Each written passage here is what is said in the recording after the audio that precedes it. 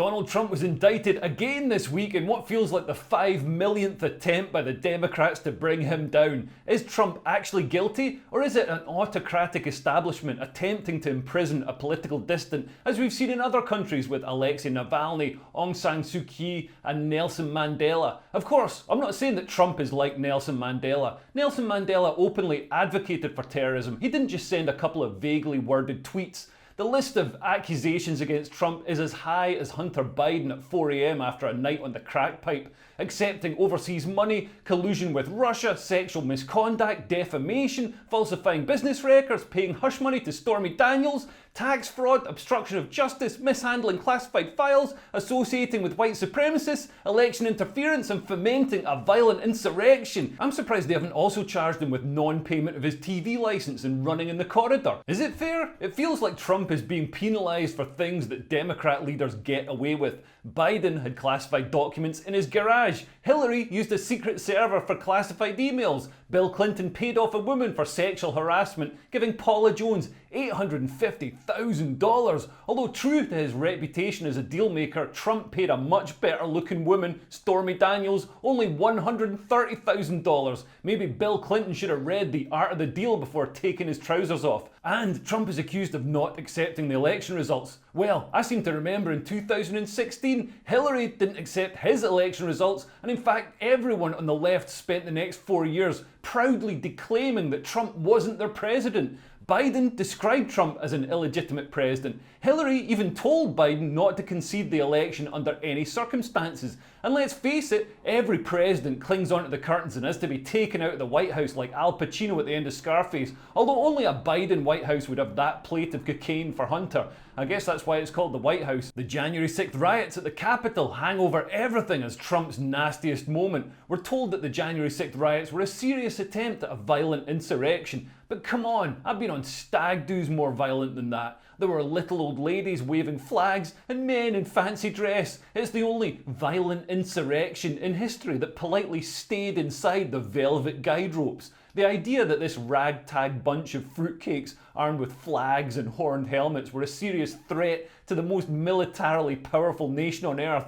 Pull the other one. Insurrections need tanks, Apache helicopters, cruise missiles, all the stuff the American government happens to have. In fact, if you do want to commit an insurrection, you generally need the US government on your side. Then you can topple any government you want, from Nicaragua to Iraq.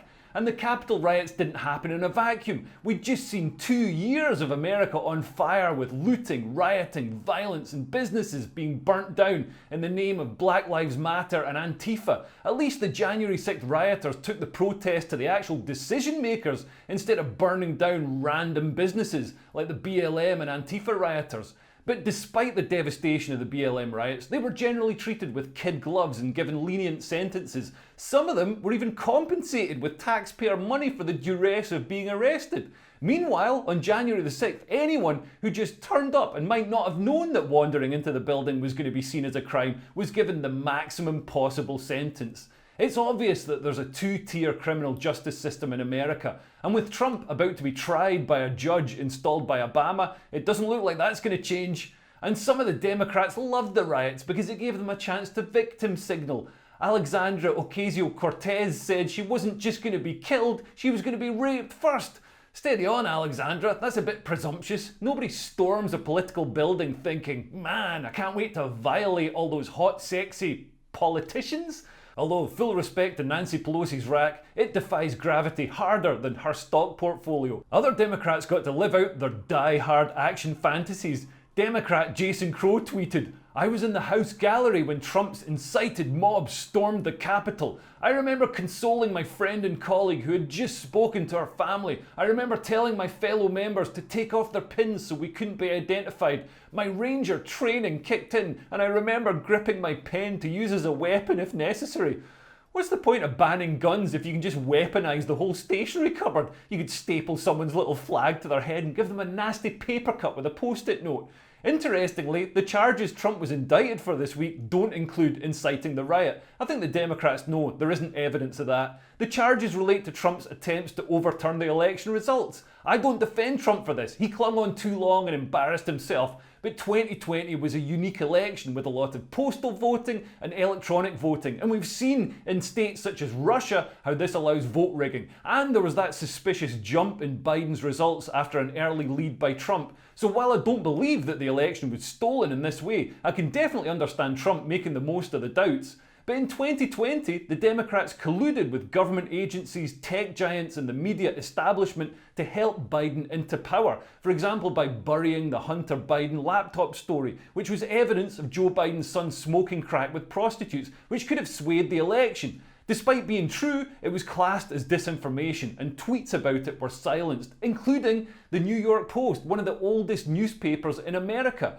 At the same time, anti-Trump conspiracy theories such as Trump colluding with Russia were promoted. When we talk about elections being stolen and democracy being subverted, this is what we're talking about. Even as we head into the next election, the left-wing media are downplaying the new Hunter Biden scandals around his paternity disputes, alleged cocaine use at the White House, and his prosecution over non-payment of tax, ironically for millions of dollars he received from dodgy sources such as China, an enemy of America. The American people see it too, and they'll be the real jury for Trump and Biden. Look, I don't support Trump. He didn't start a single war, and I've got shares in weapons manufacturers. For the sake of my retirement plan, the USA needs to invade some ass-backwards country every 3 years.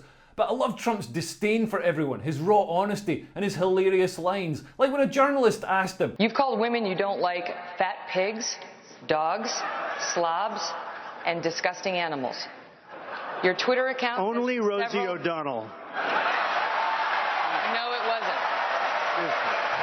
I mean, that's amazing. He's basically a cool guy who likes to party, but he's a loser who loses elections. And the world needs Biden out. At this stage, Americans aren't sure if they're being governed by Joe Biden or haunted by him. We need some fresh blood in there. Ron DeSantis would walk an election against Biden. And these indictments help Trump. They fuel his grievance narrative that energizes his base and fires up his fundraising. The Democrats seem to be deliberately helping Trump as they know Biden can only win against Trump. But it's a dangerous game to play. It wouldn't be the first time Trump has confounded expectations to win against an establishment candidate. And this time, Trump knows what he's doing and he's out for revenge. If you've enjoyed this video, please share it and subscribe. And if you want to support me making these videos, become a Patreon. From as little as £3 a month, you can give me money, which will help me get super rich, like Hunter Biden and Nancy Pelosi. And you get access to special content and stuff. Okay, thanks for listening. I've been Leo Kearse. Bye. Bye, bye, bye.